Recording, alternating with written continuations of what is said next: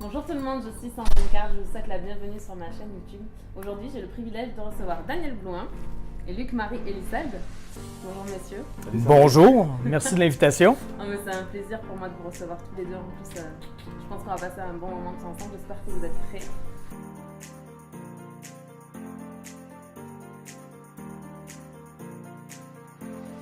Alors, je vais vous demander de vous présenter.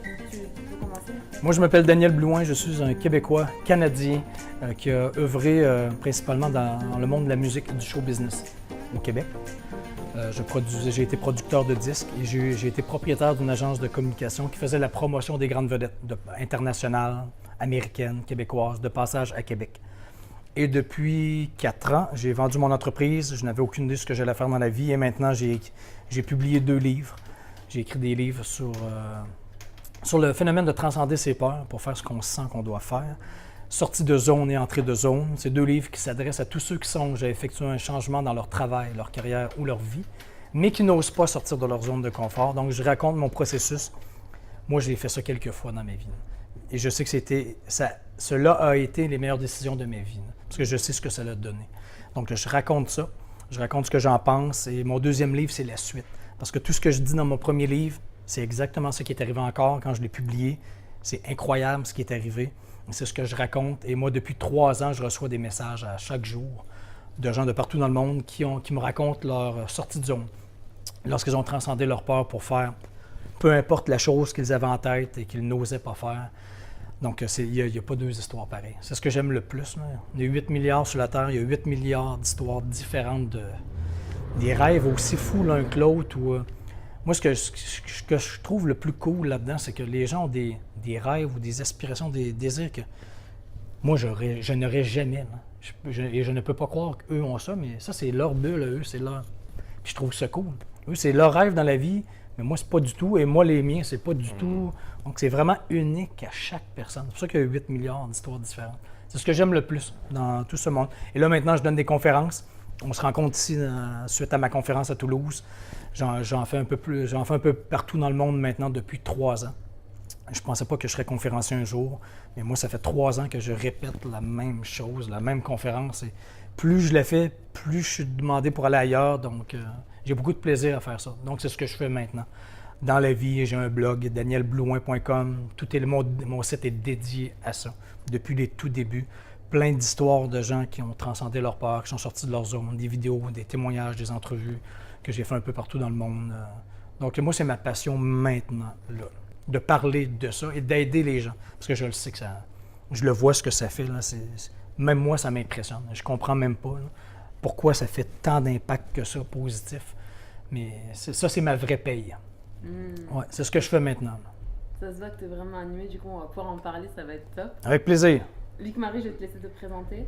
Alors moi je suis coach formateur et j'interviens sur le comportement et plus particulièrement, et c'est ce qui fait un peu le lien avec Daniel, sur les peurs.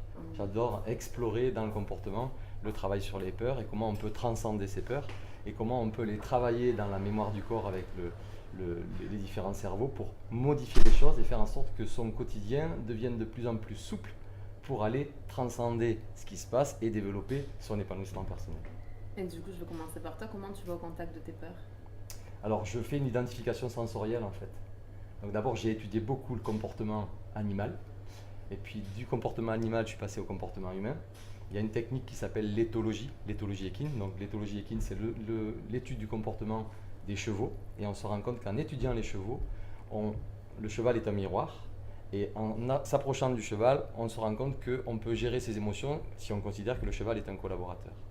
Et une fois qu'on a exploré son comportement, ce collaborateur, on l'étudie et on fait bouger ses propres représentations pour pouvoir rentrer en résonance avec le cheval et atteindre un objectif commun. Avec des codes qui sont la conscience, l'attention, la précision dans les actes qu'on peut poser et l'intention qu'on peut donner et l'intensité de l'intention qu'on peut donner.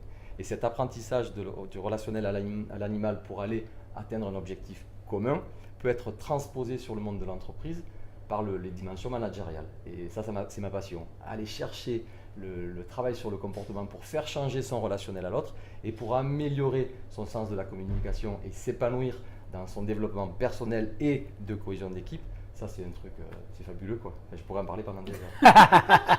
Je te crois. Alors, c'est parti. Comment ça se manifeste chez toi, les peurs? Comment ça se manifeste? Moi, ça suit toujours un appel, une forte inspiration, intuition, un fort appel vers peu importe c'est quoi. Là. Quand quelque chose m'appelle, automatiquement, moi, ça suit, ça marche main dans la main. La peur marche main dans la main avec mes appels. Si je suis appelé, automatiquement, j'ai peur. La peur est juste à côté, elle suit, elle ne vient pas avant, elle vient en même temps. Moi, c'est comme ça que je les ai vécus. Écoute, j'ai peut-être pensé moins que toi ou analysé moins que toi en termes scientifiques. Moi, ma base, c'est ce que j'ai vécu, comment je les ai vécus. C'est comme ça à chaque fois. Puis maintenant, je le dis. Écoute, moi, je n'ai pas étudié là-dedans. Je ne suis pas un psychologue, un psychiatre ou peu importe. Je n'ai pas étudié en PNL ou tout ce qui est le subconscient, mais je le sais que lorsqu'on a un appel, qu'il y a quelque chose qui nous intéresse, qui nous enthousiasme beaucoup, là, ça, c'est un appel. Une intuition, ça nous allume, ça nous fait vibrer. Ça vient automatique. Tu ne peux pas...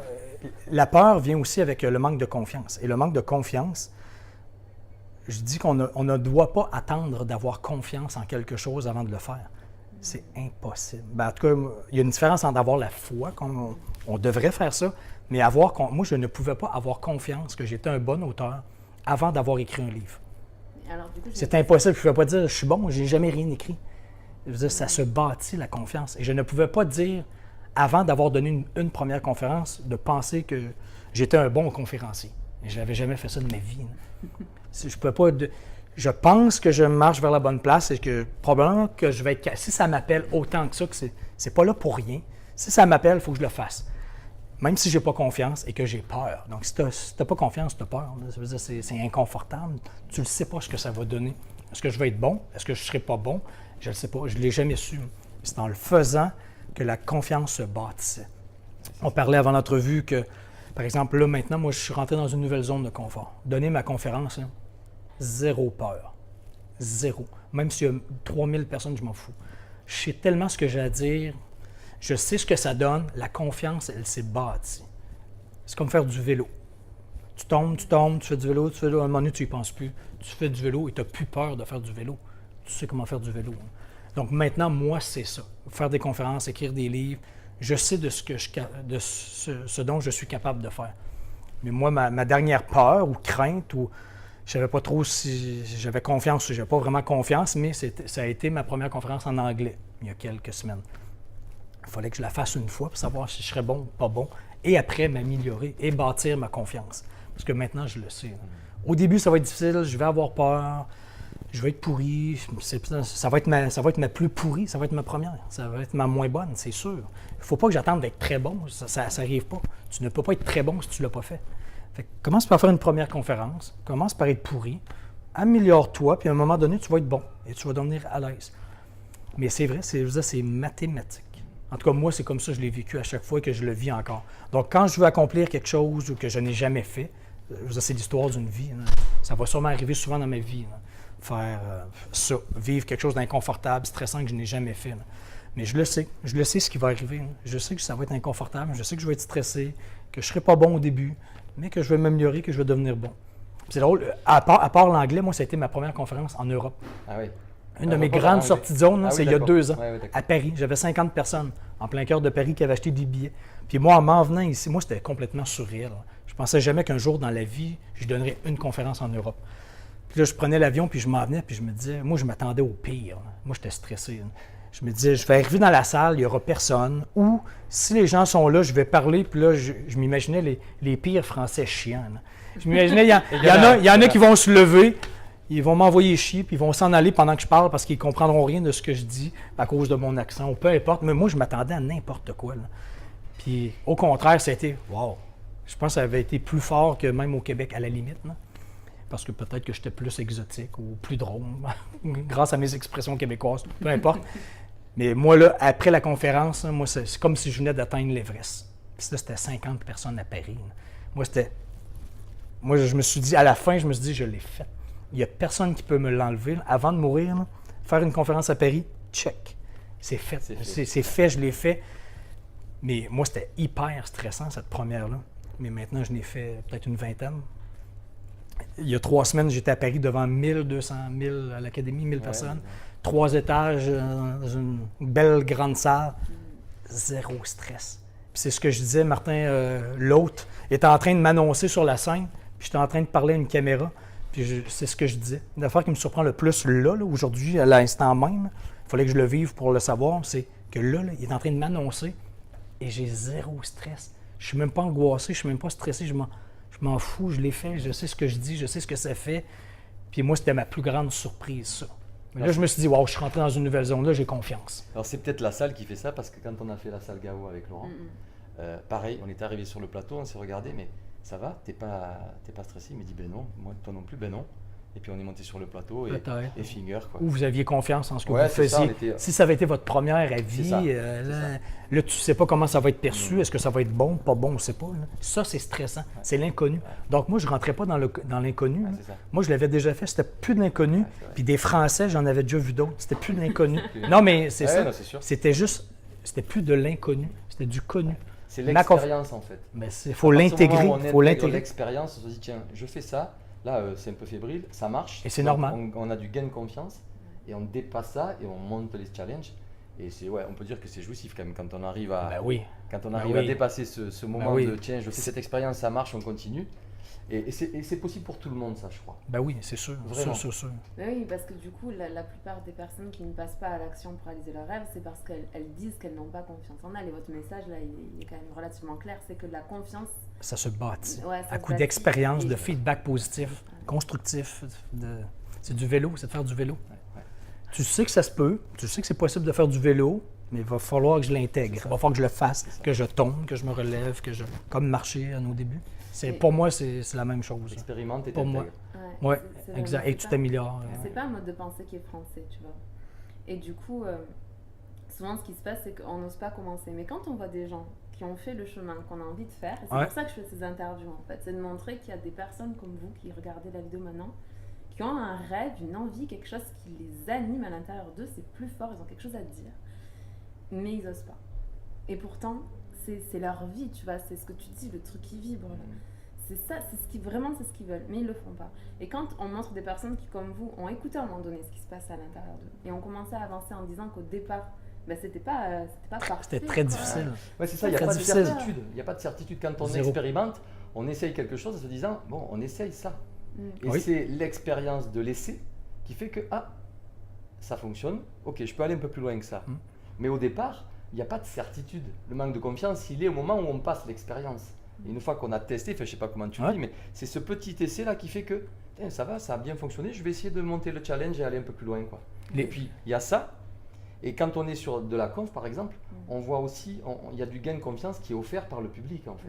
Le public te donne son énergie parce qu'il y a un échange. Et du coup, ce gain de confiance, il n'est pas uniquement dû à toi. Il est dû au partage. Ben oui. Et il y a une vraie progression. C'est parce qu'on a eu du feedback, là, parce qu'on a eu des commentaires qui fait que notre confiance grandit. C'est directement relié au feedback, aux commentaires. Mais quand tu dis que les gens n'osent pas marcher vers leur rêve ou peu importe, je pense qu'il y a plusieurs raisons. Là. Les gens essaient de prévoir l'avenir.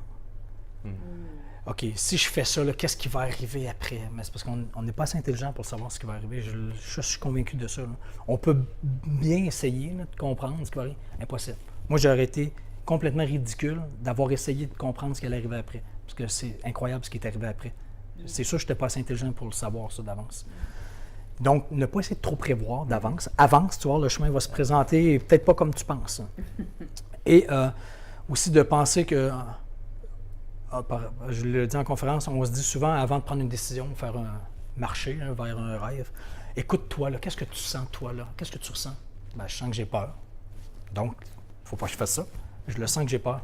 C'est parce que l'intuition, la vibration et la peur, c'est dans la même tête. C'est ça qui est mêlant. On est dans la même tête. Si l'autre tête est à côté, on dit « Ah, ça c'est la peur ». Non, c'est dans la même tête. Il ne faut pas penser que la peur, c'est un signe de la vie, c'est un message qu'il ne faut pas faire ça parce que tu as peur.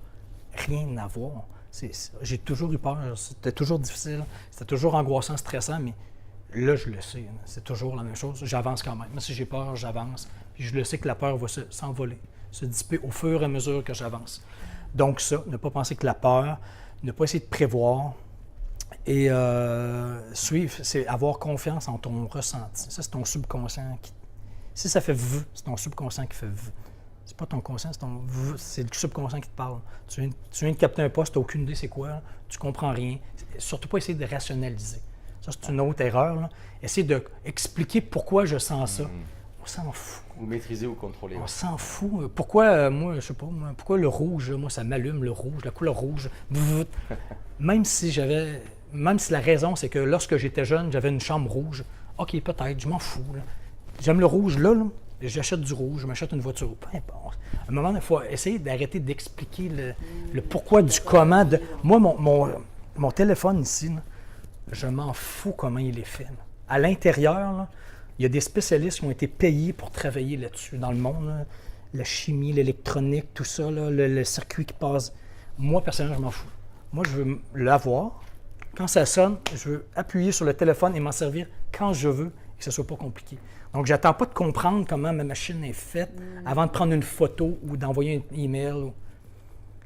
Oui, c'est bien. Il y a des gens qui sont payés dans la vie, qui sont spécialistes et qui créent ça. C'est parfait. Je ne dis pas qu'il ne faut pas le comprendre, mais il ne faut pas... Les gens en général, je veux dire, on ne fera pas des doctorats en cerveau avant de faire un changement de vie. Là, je veux dire. Il y a des gens qui font ça dans la vie, qui se spécialisent, c'est parfait. Ça l'explique, ça rationalise, mais il ne faut pas que les gens attendent de rationaliser tout avant de faire quelque chose dans la vie et suivre son intuition. Ça, c'est une des pires erreurs, sinon tu ne fais jamais rien dans la vie. Tu ne peux pas l'expliquer souvent, ça. Il y a un exercice que j'ai appris d'un gars qui s'appelle Yannick Vérité, que tu connais aussi, où l'expérience, c'est on demande à des gens de faire un parcours en ligne droite. Hein. Il y a 2 arbres, en fait, et tu dois, d'un arbre à l'autre, fermer les yeux et aller de réflexe, en reculant, les yeux fermés, jusqu'à l'autre arbre. En se souvenant de la distance. Alors, le réflexe des 3/4 des gens, c'est je vais maîtriser le truc parce que je vais compter mes pas, je vais organiser. Et tous ceux qui sont là-dedans, tous ceux qui sont dans l'hyper-contrôle, en observation, tu vois, qui partent de l'arbre, et certains font ça 2 fois le tour pour se retrouver à la même place. Ah, c'est dingue. Tu as ceux qui veulent hyper-contrôler, qui partent comme ça, et qui partent en biais à droite ou à gauche. Et l'expérience vaut, qui est extraordinaire, c'est que tu le fais. Moi, j'ai essayé et ça a fonctionné. Tu pars avec ton intention d'atteindre ton objectif et après, tu laisses vivre la chose sans vouloir maîtriser. Et en général, tu arrives à 1 mètre de l'arbre. C'est vrai? Extraordinaire. Ah, ben c'est une bonne expérience. On va vous proposer de le tester, c'est bon. en fait. Ouais, vraiment, faites-le. Mettez-vous entre 2 arbres, c'est ça? C'est ça. Ouais. Ayez l'intention de venir... atteindre l'objectif du 2e arbre. Ouais, du 2e arbre. Donc, tournez, les yeux fermés. C'est ça. Et testez-le. Faites-le avec la tête et puis faites-le avec le cœur. On va dire ça comme ça. Et puis faites-nous des retours en bas dans les commentaires. Moi, ça m'intéresse. Ah ouais, volontiers. Alors, par contre, ne le faites pas tout seul. Ça serait bien qu'il y ait 1 ou 2 personnes au cas où. Et mettez un casque. Voilà. Un footballeur américain. Mais voilà, c'est important qu'il y ait quand même des gens autour de vous pour créer un petit climat de confiance et puis que vous ne partiez pas faire le tour du monde sans arriver à l'objectif de l'arbre. C'est la première fois que j'entends cet exemple-là. Mais je pense que ça va être vraiment bien de le faire. Ouais, moi-même, je vais le faire, donc je le mettrai en commentaire. Donc vous n'aurez plus qu'à lire si je l'ai fait ou pas. Je m'engage avec vous. Donc ça dit un peu d'être trop cérébral et trop rationnel. Là, c'est... Mais c'est la dernière fois que j'ai fait une interview avec du coup David Lefrançois. Il m'expliquait qu'aujourd'hui, en fait, on ne perçoit plus pour prendre un encéphalogramme. Avant, on posait les électrodes directement sur la peau. Et maintenant, en fait, on arrive à choper la pensée ici. C'est vrai? Alors aujourd'hui, des on arrive à choper... c'est des senseurs. Hein? Wow. Ça veut dire quoi? Ça veut dire qu'aujourd'hui, on arrive là, mais parce que techniquement, rationnellement, scientifiquement, on n'a pas les outils qui nous permettent de choper la pensée. D'être là, ouais. Oh, exact. C'est ça qui est intéressant. Ouais, j'avoue. C'est bon. On le reconnaît en bioénergie, où on questionne le corps, c'est tout ce qui est kinésiologie, où on va chercher l'information du corps, et le corps réagit quand on amène une pression énergétique. Alors, au début, on se dit, c'est quoi ce truc? C'est intellectuel, justement, mais en fait, non, c'est complètement basique, c'est purement mécanique, mais comme c'est impalpable, on se dit, c'est pas possible. C'est fou, c'est irrationnel. Exactement, et ça marche. On questionne le corps, on a des réponses. Et surtout, si jamais tu t'amuses à aller chercher justement où est l'aura de la personne et que tu le rationnes dans ta tête, tu sentiras rien. Quoi. C'est vrai. Il va rien se passer si t'es pas dans le corps. Dans le senti, dans le ressenti. C'est ce que tu fais, en fait, d'incarner ça. C'est quand tu es dans le corps, dans ce qui se passe pour toi, et que tu sens les choses et que tu les écoutes, en fait, c'est ok, ça marche. Là, bim, c'est bon. C'est ça. C'est écouter son corps, c'est ce que dit Daniel. Et moi, je ne suis pas un psychiatre, je ne suis pas un médecin, je ne suis pas... Toi, je l'ai vécu, je l'ai expérimentateur. Je l'ai fait, puis je les vois, les histoires. C'est toujours la même chose. Quand on fait des recherches en psycho, moi je suis issue d'un parcours de psycho, en fait on fait des expériences, c'est-à-dire qu'on met à l'épreuve des théories. Et en fait, finalement, c'est ce qu'on devrait tous faire en tant qu'humain dans notre propre vie. Ouais. On a une théorie, une hypothèse, on se dit « Ah tiens, j'aimerais bien faire ce truc-là, je sens que si ça m'excite un peu, il se passe quelque chose en moi. » Ok, faites-le en fait. Parce que ce que vous devez savoir, c'est que toutes les études que vous lisez, que ce soit en physique, en bio, en maths et en psychologie, il y a des scientifiques derrière en fait qui ont expérimenté. Donc je me dis... Pourquoi est-ce qu'on attend d'avoir un papier de quelqu'un qui nous dit « ouais, ça valide ou pas ?» Faites-le. Fais-le, tu vas voir. Puisqu'on est tous des expérimentateurs. Et puis, soyons concrets, la plus belle histoire relationnelle, c'est l'amour. Et voir l'amour physique. On nous l'a jamais appris, ça. Ouais. Et pourtant, ça marche plutôt pas mal. Ouais, il me semble. C'est clair, tu vois un couple dans la rue. Le réflexe physique, quand tu es dans une relation amoureuse, on ne te dit pas il faut faire ça, comme ça, comme ça. Les potes te disent un peu ça. Il n'y a pas trop de rationnel. Non, tu vois c'est clair qu'il y a trop de rationnel. Quand on te dit la rationnelle, ça devient un peu confus et puis voire très très maladroit. Alors que quand tu laisses vivre l'instinct, il se passe des choses plutôt simples. Mais je pense que c'est une des raisons pourquoi on souffre beaucoup. Ouais. Je pense qu'on valorise beaucoup trop le rationnel. On pense que c'est ça l'intelligence. Ouais. Non. Oui, c'est le fun. L'humain est très fort rationnellement. On peut aller sur la Lune, faire des mathématiques, là, de construire des ponts, tout ça. On est très, très bon. Là. Par rapport à tout ce qui est irrationnel, là, je trouve qu'on fait beaucoup pitié. On est retardé à ce niveau-là. Là. Non, mais je suis profondément convaincu de ça. Là. On ne valorise pas ça. Comme si l'intelligence, c'est le rationnel. Si tu es rationnel, toi, tu es intelligent. Oh mon Dieu, qu'il faut être intelligent dans la vie. Non, c'est pas... Non, tout est en dessous. Moi, là, selon moi, là, c'est de la grosse intelligence. Ce qui est en dessous, là, si tu es capable de pas contrôler, mais vivre avec ça, comprendre ça, le sentir, avoir la vision. La vision, c'est pas du rationnel. Là. Ceux qui avaient de la vision dans la vie, dans l'histoire du monde, là, ça venait de dedans, c'était du ressenti. Ils avaient des bulles, des flashs, des idées, puis après ça, ils le prouvaient, là, scientifiquement, oui. Là, mais ça part de l'irrationnel, là, de l'idée, du flash, du génie. C'est pas du rationnel, ça. Ceci étant dit, ce que je voudrais rajouter par rapport à ça, c'est que tu as l'intuition, l'inspiration. Tu as tout ce qui est irrationnel par rapport à qu'est-ce que tu dois faire, qu'est-ce que tu sens que tu dois faire, mais tu as du rationnel. Parce que pour passer je ne dis pas qu'il faut éliminer le rationnel, absolument. C'est un bon point, c'est une bonne nuance, absolument. Ouais. Parce que quand tu dis comme toi, tu vois, genre je savais qu'il fallait que j'écrive. Pour toi, c'est même pas tu savais qu'il fallait que tu écrives, tu savais je le sentais. Que tu devais te dire. En fait. Ouais. Ce qui m'allumait. Quelqu'un est arrivé et a dit écris, tu vas te dire pourquoi pas.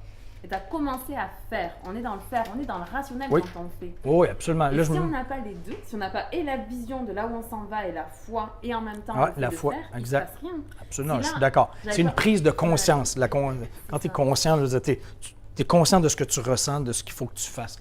C'est difficile à expliquer, mais tu es conscient de ce que tu sens.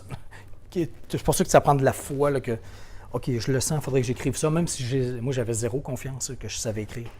Mais j'ai osé écrire, je l'ai fait parce que je le sentais, puis ça l'a donné un livre. Moi, je pensais que c'était une carte de visite au début. Ça l'a donné un livre auto-publié, ça l'a donné un livre publié, ça l'a donné un best-seller, mais je ne pouvais pas deviner tout ça. Il fallait que j'avance pour le voir, ça. C'est ça. Mais même simplement, tu vas regarder. Quand tu as fait ta conférence à Paris, j'étais là, je me suis dit, j'aime ce qu'il raconte ce type-là.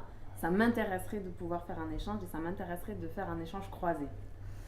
Mais si je n'avais pas appris mon Mac et que je ne t'avais pas envoyé un message, en fait, cette interview n'existerait pas. Toi, ça aurait juste fait ça aurait fait mais tu n'aurais rien fait. Et moi, je suis non, il faut que tu le fasses. Tu as envoyé un email, tu as envoyé un message. Et tu vois, on parlait tout à l'heure de la peur. Donc, c'est quelque chose que j'ai jamais vraiment compris, la peur, parce que je ne vis pas nécessairement la peur avant. Moi, la peur, elle arrive rarement avant. Elle arrive pendant que je suis en train de faire. Ou après. Je donne un exemple. J'ai fait de la danse pendant des années, donc je montais régulièrement sur scène. J'avais jamais peur avant de monter. Je montais, je faisais ce que j'avais à faire et quand je descendais, à ce moment-là, j'avais peur. Là, tu réalisais ce que tu venais de faire. Non, mais c'est ça. Et en fait, du coup, souvent, maintenant, j'associe plus la peur comme quelque chose qui est bloquant chez moi. Pour moi, la peur, c'est plus une excitation. Je dis pas, j'ai des peurs, je dois en avoir, tu vois. Là, comme ça, je sais pas, mais je pense qu'en tant qu'être humain, on en a tous. Mais je ne l'ai pas identifié, alors c'est mon expérience qui m'a amené à ça, mais je ne l'ai pas identifié comme étant quelque chose de limitant. OK. Alors, ce qui est intéressant justement par rapport à la peur, c'est qu'aujourd'hui, il y a des gens qui bossent là-dessus, comme Luc Gégère par exemple, Ouais. sur le réflexe corporel de la peur. C'est-à-dire que quand tu as une peur, tu parlais tout à l'heure de phobie, des araignées, etc., il y a une manifestation physique qui existe. Et en fait, c'est une mémoire du corps liée à un traumatisme. Et tu peux bosser sur cette sensation corporelle et aller la chercher pour que le cerveau reptilien, à un moment, se dise « Ah mais non, en fait, il n'y a pas de raison qu'il y ait cette peur. » Et hop, elle disparaît. Donc ça, c'est vraiment, on a une identification sensorielle sur laquelle on peut actionner. Et à partir du moment où on le dit, où Daniel le dit, le fait de vivre l'expérience, le corps dit « Ok, cette expérience physiquement, je la vis plutôt pas mal. Donc je peux continuer, j'occulte, j'enlève cette douleur qui était présente et je passe à autre chose pour aller vivre une inconnue avec de nouvelles peurs que je vais transcender aussi. Ouais, tu peux ou passer par le corps ou alors ce que tu peux faire aussi, c'est aller voir ceux qui l'ont fait avant toi. Parce qu'en fait, avant tu te dis non, c'est pas possible. Je suis incapable d'écrire un livre, admettons. Absolument, c'est ça. Non, j'y arriverai pas, c'est pas possible. Et là en fait, tu es tellement bloqué par ta peur que tu n'oses même pas passer à l'action. Et en fait, il suffit juste de se dire ok, est-ce que quelqu'un d'autre l'a fait avant moi ? Si une personne l'a fait avant moi, déjà ça me rassure sur le fait que potentiellement c'est possible. Et puis si plusieurs le font, alors c'est vraiment possible pour moi. Ben moi c'est exactement ça. Exact. C'est ce que je fais, moi aussi, mon enseignement est basé là-dessus. Là. Regarde, c'est pas de la théorie, là. Regarde ce que j'ai fait. Regarde quand j'ai senti, je comprenais rien, difficile, point. Regarde, moi c'est du concret et sur mon blog, tous des gens qui ont fait ça. Regarde lui, regarde elle, ça l'inspire. Et ça dédramatise, justement. Ça. Tu réalises que les autres ne sont pas morts d'avoir essayé ça et que ce n'était pas si pire que ça et que ça se fait. Tout à fait. Absolument, comme tu dis. Oui, tout à fait. Et le démarrage, c'est-à-dire que les gens voient souvent le résultat de celui qui a fait quelque chose de grand. C'est ça, exact. Et le démarrage, l'autre jour, j'ai eu une cliente et elle était en difficulté par rapport à ça. Puis elle est partie de la Tour Eiffel et on est remonté jusqu'au moment où Gustave Eiffel a eu juste l'idée. Il s'est levé la nuit, il a eu cette idée, il a pris son crayon, il a pris un papier et il a essayé un truc. Alors peut-être qu'effectivement il avait la vision de la Tour Eiffel à l'arrivée, mais au départ c'est juste une petite idée. C'est une bulle. Avec un petit crayon, avec exactement. C'est une bulle. Exactement. Et puis il y a autre chose aussi. Des fois quand tu as la vision et que la vision elle est trop grande pour toi. Ça peut arriver aussi. Tu vois, des fois, tu vois le truc, tu sais que tu t'en vas vers là. Tu sais que clairement, si tu t'alignes avec tes étoiles ou si tu es sur ton X et si tu le fais, clairement, tu vas vers là. Tu le sais. Seulement, des fois, la vision, elle est tellement grande. Tu peux pas être tout seul. Ouais, absolument. Ça peut, la montagne est trop grosse. Du coup, des fois, si c'est une toute petite action à laquelle vous pensez, mais faites-le. Faites-le parce que si vous avez en tête, si ce qui vous vient comme intuition, c'est une petite action, c'est peut-être parce que vous n'êtes pas prêt pour la grande vision. Mais si tu ne commences pas à marcher, à avancer, tu n'auras jamais ta grande vision. C'est exactement pour ça que dans la conférence, je dis, vous savez que vous voulez marcher vers là, ok, c'est beau. Ne regardez plus la montagne, parce que ça, c'est une montagne à gravir. Tout ce qu'il va y avoir à faire, ça va être décourageant, déprimant, vous ne le ferez pas. Regardez, vous savez que vous marchez par là, sans savoir les détails, regardez par terre et avancez. Et regardez vos pieds là, et avancez. Je raconte l'histoire en conférence du monsieur de Montréal qui est parti avec sa poussette. Il est parti par là, de Montréal, il a marché, mais pendant 11 années. Il a marché à pied et il a fait le tour de la Terre. Acheter le livre « L'homme qui marche », c'est son périple à la marche. Mais c'est fou, hein? Ce que ça prend après, une fois que tu pars par là, tu fais des pas, après, ça prend de la patience et du temps. Ah oui, et beaucoup plus de patience et de temps. Et ça ne va jamais aussi vite qu'on veut. Jamais, jamais, jamais. Et tu vois, quand je t'ai vu là sur la conf, justement sur l'anecdote que tu racontes, je trouve que le fait de baisser le regard, c'est aussi travailler l'humilité. Tu vois, le fait d'avancer, de se dire, ok, je vois des choses et finalement, je baisse un peu la tête parce qu'il faut rester humble aussi et je continue à mettre ces petits pas. Peu importe le temps, l'idée c'est la persévérance et la constance. Constance, persévérance, absolument. C'est ça. Parce qu'on en parlait récemment aussi, quand on travaille avec un Siegfried, qui est un ancien sportif de haut niveau, je crois 10 fois médaillé olympique. Ouais. Donc, et en fait, cet homme-là, il a une constance et une rigueur dans le travail qui est propre aux sportifs et aux entrepreneurs. Clairement, tu ne construis rien dans ta vie si tu n'es pas constant. Parce que si tu travailles comme un malade mental, pendant un mois, tu es à fond sur ton projet, après tu lâches tout, tu es soufflé. Il ne va rien se passer. C'est sûr. Ça prend du temps. C'est comme une fleur qui pousse ou un arbre qui pousse. C'est fou ce qui arrive. C'est drôle parce que il n'y a pas longtemps, j'étais avec un ami hier, je pense qu'on parlait de ça. Je voyais plein d'arbres sur le bord de la route, puis il disait, il y a des accidents de voiture ici. Puis je veux dire, quand la voiture frappe l'arbre, c'est fini, l'arbre ne bouge pas. Là. Mais je disais, imagine, ça, c'était un gland. Il y a quelques années, c'était un gland, c'est devenu une pousse.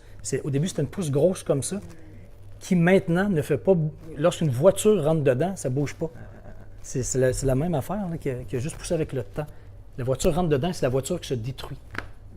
Une pousse qui fait détruire une voiture. C'est génial. Mais c'est ça. Bon. Ça prend du temps. C'est tout. C'est la même chose. Ça prend du soleil, de l'eau. Et tu vois, par rapport à cet homme et puis par rapport à ton expérience, quand on voit cet homme qui a marché pendant 11 ans, mais effectivement, on peut se dire le résultat c'est ça, mais pendant 11 ans, il a vécu des choses extraordinaires. Mais c'est pas le résultat, c'est le voyage. Son plaisir, c'est pas d'être revenu à Montréal. C'est l'expérience des 11 ans. Absolument, c'est ça, exact. On n'arrive jamais à nulle part, de toute façon. Mais on arrive à nulle part dans la vie. Là. On arrive à nulle part, à part à la mort. Là. On arrive à la mort. Mais sinon, entre les deux, on arrive à nulle part. C'est un voyage, c'est une expérience de vie de chaque jour, chaque semaine. Oui, ce que je disais à ce sujet, c'est à partir du moment où ce travail que cet homme a fait cette expérience que cet homme a fait sur 11 ans, la richesse est pas forcément dans le résultat final, hein, mais dans la croissance qu'il a pu vivre dans cette expérience constante sur ces 11 ans. Je pense qu'il est sûrement fier du résultat, mais il est sûrement fier et il savoure toute l'expérience des 11 ans à marcher qui ont enrichi son existence. En fait, ce qui est dingue, c'est que si jamais tu as l'idée, mais que tu fais rien, tu ne vivras pas. Tu vois, tu ne vivras pas l'expérience. Et c'est le fait d'avancer vers ce rêve, parfois complètement fou, que tu ne comprends pas, qui fait que tu as envie, qui fait que tu as des bonnes émotions, que tu expérimentes des choses et que tu te testes toi-même. Et d'avancer sans avoir d'attente. C'est ça. Parce que moi, j'ai réalisé que dans la vie, mon bonheur ou mon malheur était directement relié à mes attentes. Pas à ce que je faisais, à mes attentes, à quoi je m'attendais. Est-ce que je m'attendais beaucoup, un peu? Ou... Je donne souvent l'exemple, parce que moi, j'étais promoteur de spectacle. Je vendais des billets pour des grandes vedettes, des petites ou des grandes vedettes au Québec. Pour la même chanteuse, les mêmes chansons, le même travail, admettons qu'on avait vendu 500 billets, 500 personnes, ce qui faisait qu'on était heureux ou pas heureux, ou que c'était un échec ou un succès monumental, c'était quelle salle on avait loué d'avance. Est-ce qu'on avait loué la salle de 500 places ou de 2000 places? Donc, est-ce que c'était un spectacle sold out, affiché complet? Donc, un gros succès. Mon Dieu, qu'on était bon, on avait bien travaillé, le chanteur est tellement bon, ses chansons sont tellement bonnes. Ou si on avait loué pour le même chanteur, la même chanson, le même travail, les mêmes 500 spectateurs, la salle de 2000 places, c'est un flop monumental, un gros échec. On se remettait en doute. On se disait, mon Dieu, on a mal travaillé, le chanteur n'est pas bon, ses chansons ne sont pas bonnes, c'est pour ça qu'on n'a pas vendu beaucoup de billets. C'est parce qu'on a vendu les mêmes 500 billets que l'autre qui était affiché complet. Même chanteur, même chanson, même travail. Juste et uniquement une question d'attente. That's it. Donc moi, je ne fonctionne plus avec des attentes. Je fais ce que je sens que j'ai à faire. J'ai aucune idée de ce que ça va donner et je ne veux surtout pas avoir d'attente. Quand je fais ce que j'ai à faire, je sais que je marche vers la bonne place et peu importe. Alors tu vois, ça rejoint ce que tu dis là. Moi, je m'amuse à me dire, en fait, la réussite existe dans le simple fait d'être vivant. Exact. À partir du moment où on est vivant, on a réussi. Et qu'on fait ce qu'on a à faire. Vivant allumé, pas vivant éteint. Ouais, vivant et présent. Allez, action. C'est rigolo. Faut pas avoir d'attente. En fait, c'est ça. Alors en fait, on était en train, pour être complètement honnête avec voilà ce qui s'est passé. On était en train de discuter, on était tellement dans la discussion que mon iPhone en fait était comme plein parce que ce matin j'ai fait déjà des tournages et du coup il a arrêté de filmer. On a relancé le truc, il y a eu un appel, enfin bref, catastrophique. Donc on va conclure. Au final, ce qu'on était en train de vous dire, c'est ça, c'est qu'il ne faut pas avoir d'attente et ce qu'il faut, c'est vivre. Et c'est ce qu'on a fait au final. Je trouve que ce qui vient de se passer, en fait, résume parfaitement tout ce dont on a parlé juste avant. C'est vrai. Et on est d'ailleurs tout excité que ça ne fonctionne pas. Enfin, moi, ça m'amuse beaucoup. Quoi. On trouve ça drôle. Ça marche pas. Mais imagine si tu avais eu l'attente que tout soit parfait, que non, rien ne... J'ai arrêté de vouloir. Là, tu serais complètement déçu. À chaque fois, mes interviews, ça se passe jamais comme prévu. Mais là, tu serais déçu, ça serait un échec, mais faut Alors, pas avoir d'attente. alors, On s'en fout. Conclusion. Merci infiniment pour cette. Ça nous a fait plaisir. Je parle pour toi aussi. Ouais. Ravi. J'ai très hâte qu'on se revoie tous les trois parce que je suis persuadée qu'on va se revoir. Bon, on va boire une bière. Ouais, c'est ça. Et puis on se revoit au Canada. Moi, j'y serai fin août. Ça sera un plaisir. Tu es la bienvenue. Merci. Apporte ta tuque. Ta tuque, c'est un chapeau. Chapeau d'hiver, ça fait froid. Ah oui, d'accord. Ben, nous, tu fais pas Une froid, tuque, c'est une tuque de laine, peu importe. Mets-toi quelque chose sur la tête. Mets-toi ta tuque. Ouais, mets ta tuque. D'accord. Apporte ta tuque. Super, ben, je vous remercie infiniment d'avoir regardé cette vidéo. N'hésitez pas à me mettre un petit pouce en l'air pour m'encourager, pour les 2. remercier de leur présence. 3, 4. C'est ça. Mettez-nous en commentaire tout ce que vous a inspiré cette vidéo, si vous avez des rêves que vous avez envie de réaliser, si vous avez fait l'expérience de l'arbre, et puis si vous voulez les revoir. DanielBlouin.com. C'est ça. Daniel, BLOUIN.com Et mon site, danielbouin.com. les deux, on est là. Je lui transférerai vos emails. Merci. Je vous remercie infiniment. Ah, c'est pas d'avoir regardé fini? Cette vidéo, je vous embrasse de tout mon cœur. C'est pas fini? À